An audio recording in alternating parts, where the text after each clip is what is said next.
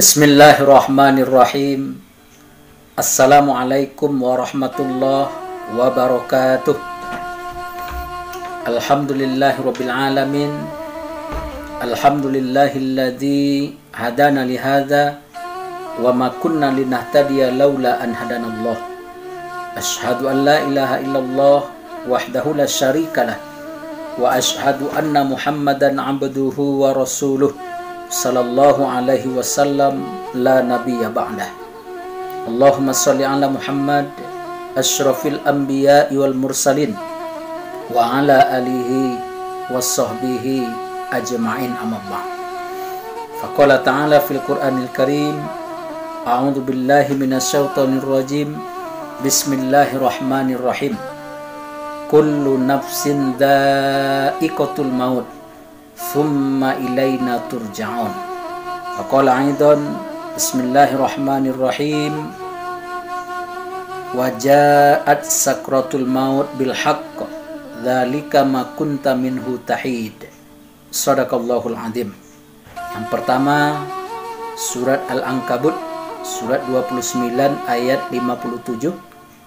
Kemudian surat Qaf surat ke-50 ayat yang ke-19. Bapak dan Ibu jemaah yang Allah muliakan, pertama kita bersyukur kepada Allah Subhanahu wa taala.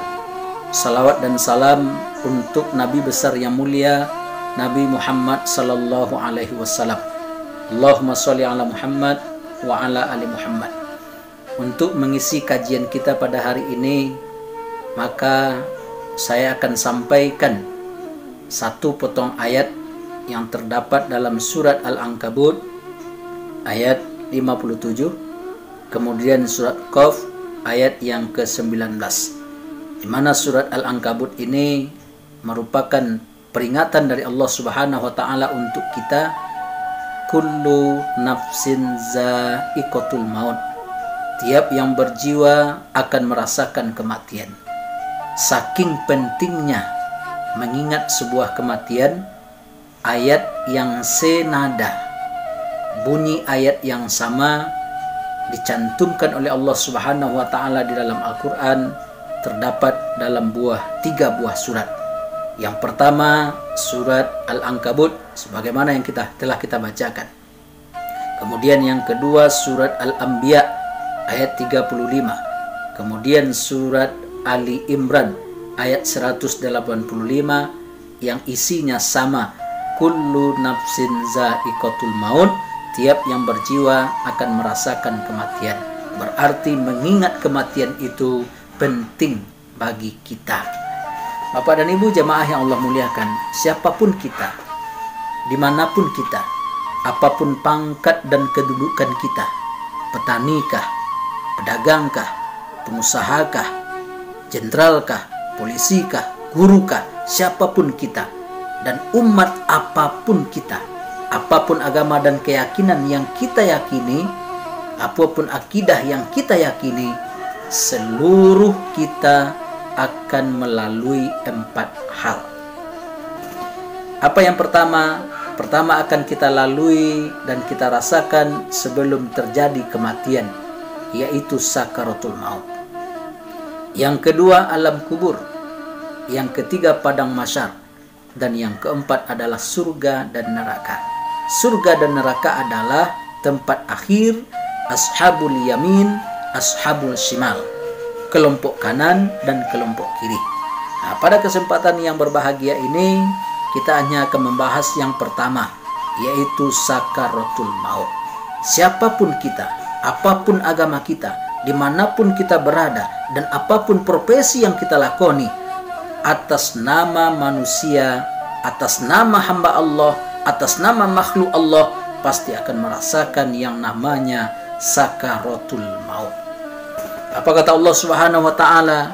Wa ja'at sakratul maut bil haqq. Dan datangnya sakaratul maut itu benar adanya.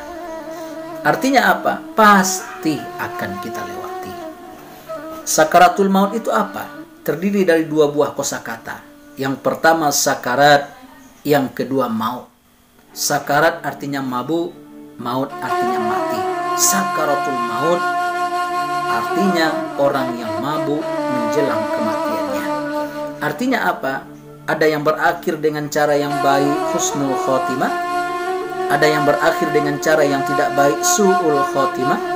Dan orang yang beriman serta berakal pasti menginginkan akhir dari kehidupannya menjelang kematiannya berakhir dengan husnul khotimah. Kenapa? Karena itu merupakan permintaan kita setiap selesai sholat, merupakan keinginan seluruh umat manusia yang beriman akhir dari kehidupannya ini berakhir dengan cara yang baik atau husnul khotimah. Sehingga ada sebuah doa yang mesti kita baca. Allahumma khtim lana bil Islam, wakhtim lana bil iman, wakhtim lana bi husnul khotimah. Ya Allah, akhirilah kehidupanku dalam keadaan Islam, akhirilah kehidupanku dalam keadaan beriman, dan akhirilah kehidupanku dalam keadaan husnul khotimah. Tapi untuk mendapatkan status yang seperti itu susah. Jangankan orang yang tidak berdoa, orang yang berdoa saja susah untuk mendapatkannya. Kenapa? Karena ada hadis yang membatasi matal insan ala ma'asyar. Matinya manusia tergantung dengan kebiasaannya. Jadi apa yang kita biasakan ketika hidup akan kita temui sebelum kematian. Maka supaya kematian kita ini berakhir dengan cara yang baik, mari kita biasakan kalimat-kalimat, perbuatan-perbuatan yang baik yang disebut dengan amal soleh. Kita hilangkan, kita hindari perbuatan-perbuatan yang tidak baik, karena gambaran kehidupan seseorang akan diperlihatkan oleh Allah Subhanahu wa Ta'ala di saat dia sakaratul maut.